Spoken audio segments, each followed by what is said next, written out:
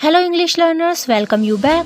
As entire world is worried and talking about the war between Russia and Ukraine, so we the Co-Learners Club are presenting some useful words with explanation related to war.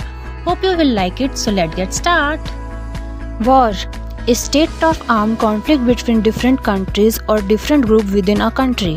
किसी देश या समूह की अन्य देश या समूह के बीच शस्त्र हत्या संघर्ष की स्थिति. Invasion, attacking violently with armed power to harm any other nation और ग्रुप. किसी देश या समूह की क्षति पहुंचाने के मकसद से शस्त्र ताकतों के साथ किया जाने वाला हमला. Defence, an action of protecting selves from the attacks by enemies.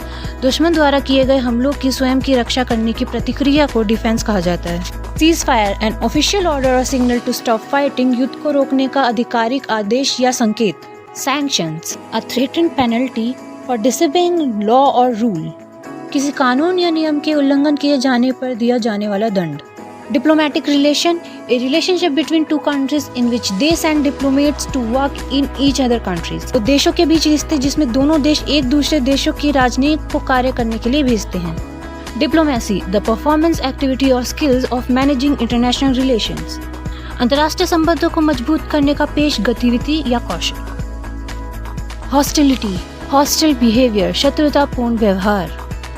Casualties, person killed और इंजर्ड इन अ वॉर और एक्सीडेंट. युद्ध या दुर्घटना में मारे गए या घायल व्यक्ति के बारे में. ब्लडशेड, द किलिंग और wounding of people typically on a large scale during a conflict. सामान्य तौर पर किसी संघर्ष में बड़े पैमाने पर लोगों का मारा जाना या घायल होना.